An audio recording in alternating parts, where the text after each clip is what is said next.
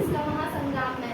तो मैं आज आपको क्लास 10th का चैप्टर 1 संख्या पद्धति नंबर सिस्टम समझा रही हूँ, जिसका हम आज पढ़ेंगे। तो सबसे पहले टॉपिक आता है वास्तविक संख्याएं। तो वास्तविक संख्याएं क्या होती है हमें पता होना चाहिए। वास्तविक संख्याएं रियल नंबर, हमें इसके नाम से ही पता चल रहा होगा कि वास्तविक यानी कि जो संख्याएं वास्तविकता में होती हैं, जिनका मान वास्तविक होता है, वे संख्याएं वास्तविक संख्याएं कहलाती हैं। जैसे कि हमने नाम सुना होगा परिमेय तथा परिमेय संख्याएं। परिमेय संख्याएं तथा परिमेय संख्याओं के संग्रह को भी हम वास्तविक संख्याएं कहते हैं। वास्तविक संख्याएं मतलब प्रत्येक नंबर ही वास्तविक संख्या होता है। वे संख्याएं जिनका मान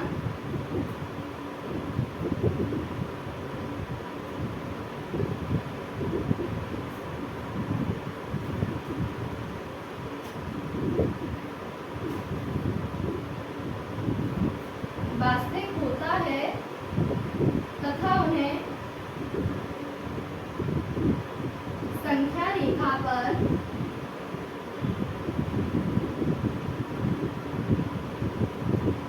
प्रदर्शित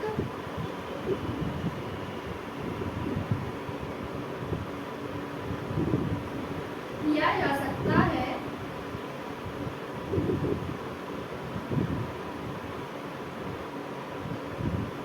वे संख्याएं वास्तविक संख्याएं कहलाती हैं।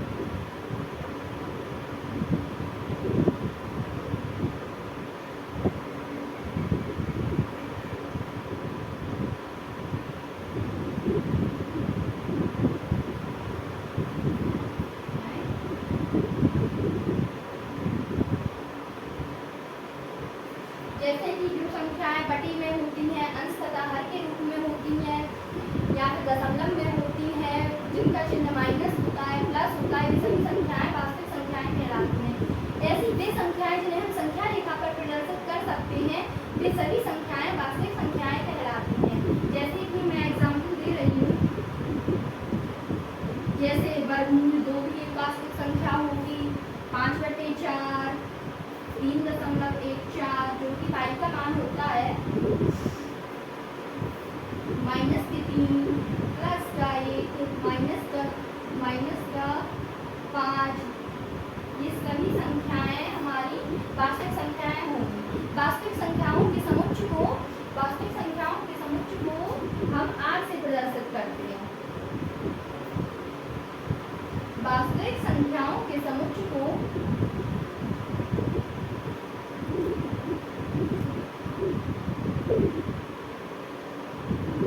समुच्चयी सेट को कैपिटल R से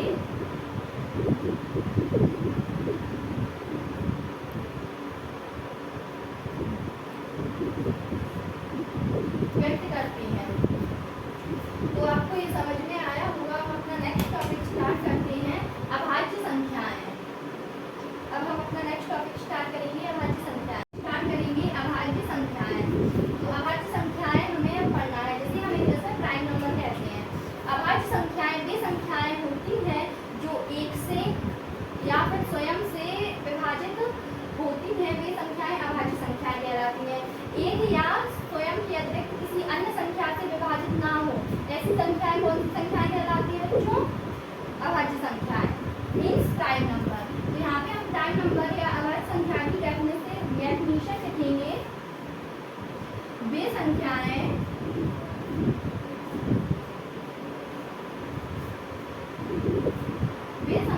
जो स्वयं से या फिर स्वयं से तथा एक से विभाजित होती हैं,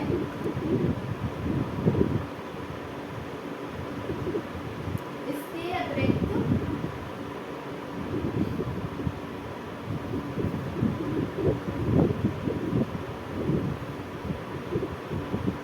अन्य संख्या से विभाजित नहीं होती है।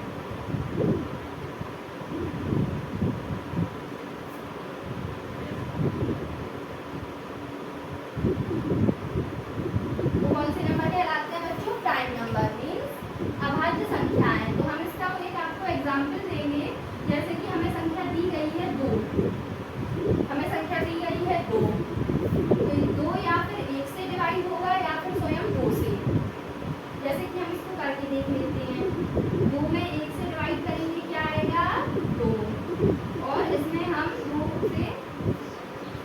से डिवाइड करेंगे या स्वयं किसी संख्या से डिवाइड करेंगे तो 1 आएगा। इसका मतलब यह है कि यह पूर्णतः विभाजित हो जाए, मीन्स अपनी स्वयं से पूर्णतः विभाजित है। इसके अतिरिक्त अगर हम किसी अन्य संख्या से इसमें भाग देंगे तो हमारा उत्तर जो आएगा वो दशमलव में आएगा। जैसे हमने 3 से 2 में भाग दिया है तो पॉइंट लगाएंगे क्योंकि जाएगा नहीं डायरेक्ट, और 3 7 21, तो 21 ज़्यादा हो रहा है तो 6 18, तो यहाँ पे हम क्या बचा हमारा 2, तो हमने दशमलव लगा ही था तो हम एक शून्य और बढ़ा सकते हैं, तो फिर से हमारा 6, तो हमारा इसी फॉर्म से आता रहेगा, इसी प्रकार हमारा यही आता रहेगा। तो हमारा जो उत्तर है जो हमारा दशमलव में आ रहा है, तो अतः यह एक अभाज्य संख्या नहीं होगी, यह एक भाज्य संख्या नहीं होगी, यह एक अभाज्य संख्या होगी, यह एक प्राइम नंबर है।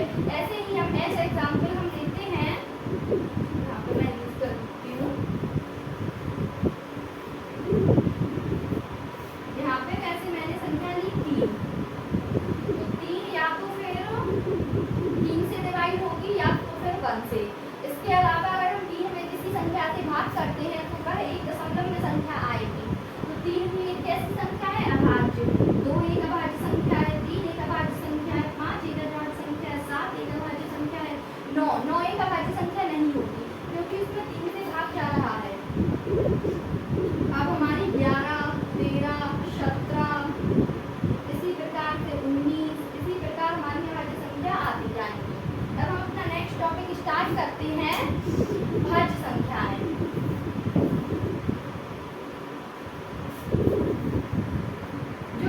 तो अब मैं आपको नेक्स्ट टॉपिक हमारा पढ़ाने वाली हूँ भाज्य संख्याएं, कंपोजिट नंबर। तो कंपोजिट नंबर क्या होते हैं यह हमें पता होना चाहिए। तो कंपोजिट नंबर वे नंबर होते हैं जो मतलब ऐसी संख्याएं जो अभाज्य संख्याएं ना हो, वो संख्याएं भाज्य कहलाती हैं। मतलब जो संख्याएं अभाज्य संख्याएं होती हैं वे भाज्य संख्याएं नहीं होती हैं, अर्थात जो संख्याएं भाज्य होंगी वो अभाज्य नहीं होंगी और जो अभाज्य होंगी वो भाज्य नहीं होंगी। तो इसकी डेफिनेशन हम लिखते हैं, वे संख्याएं जो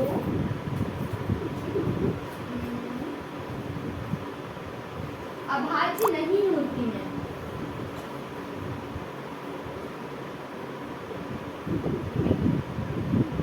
भाज्य संख्याएं कहलाती हैं।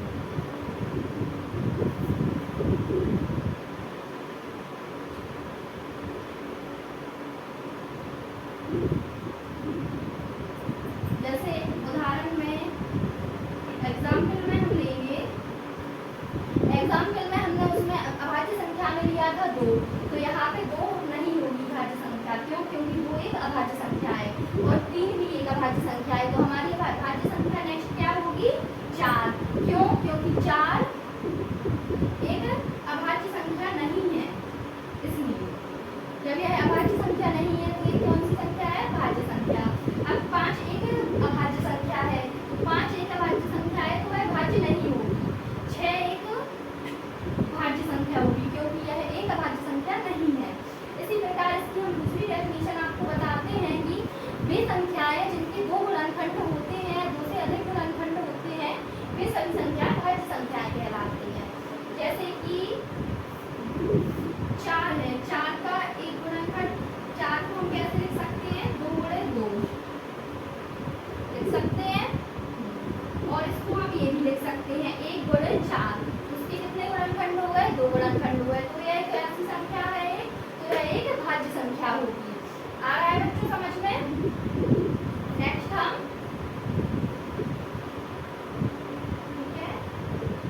8 10 12 14 16 18 इसी प्रकार हमारी भाज्य संख्याएं आती जाएंगी। अर्थात हम यह भी कह सकते हैं कि वे सभी संख्याएं ही भाज्य संख्याएं होती हैं। जैसे हमारी सम संख्या है 100, तो यह एक भाज्य संख्या होगी। हमने की जैसे संख्या 98 एक भाज्य संख्या होगी क्योंकि यह एक सम संख्या भी है। तो जो संख्याएं सम होती हैं वह भाज्य संख्याएं होती हैं। Thank you.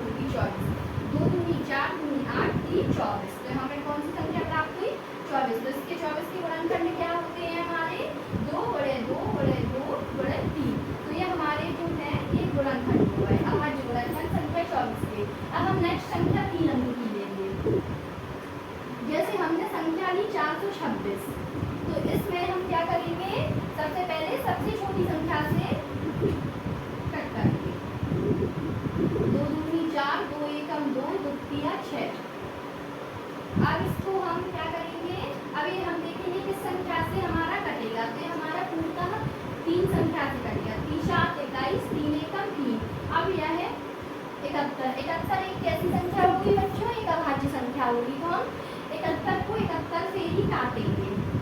71 एकम 71, 71 खुद के अतिरिक्त या फिर एक के अतिरिक्त किसी संख्या से नहीं कटेगा। तो इसका हमारा 426 का अभाज्य गुणनखंड होगा 2 गुणे 3 गुणे 71। तो ये हमारे 426 के अभाज्य गुणनखंड हो जाते हैं। नेक्स्ट संख्या हमने ली है 1024। 4 अंकीय संख्या है 1024। उसका हम अभाज्य गुणनखंड करेंगे 2 पंचे 10, 2 एकम 2, 2 दूनी 4, 512 हमारा आया है। अब हम फिर से 2 से कट करेंगे क्योंकि इसके अंत में संख्या 2 है तो ये 2 से कट होगी। 2 दूनी 4, अब 2 दूनी 4, 2 पंचे 10, 2 छेक 12, 256 आएगा। आया बच्चों समझ में? अब हम इसमें 2 से फिर कट करेंगे। 2 एकम 2, 2 दूनी 4, 2 गट 16, यानी कि 128। अब फिर से हमारा 2 से सम संख्या आ रही है अंत में तो 2 से कट होगा। 2 छेक 12, 2 चौको 8, 2 तिया 6, 2 चौको 8, 2 दूनी 4 सॉरी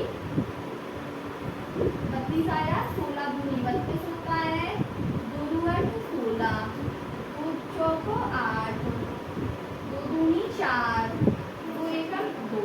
जब तक हमारा एक नहीं आता हम इसी प्रकार अभाज्य गुणनखंड कर सकते हैं। अब हम इसका लिखेंगे 1024 के अभाज्य गुणनखंड क्या हुए हमारे?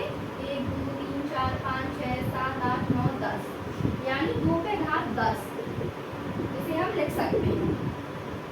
इसके अतिरिक्त हम इसे विस्तार में भी लिख सकते हैं। 2 गुणे 2 गुणे 10 बार लिख लेंगे। ठीक है बच्चों, मैं आशा करती हूँ कि आपको समझ में आए होंगे अभाज्य गुणनखंड। अगर किसी प्रकार का आपको कोई डाउट आता है तो आप मुझे कमेंट करके बताएं। मेरे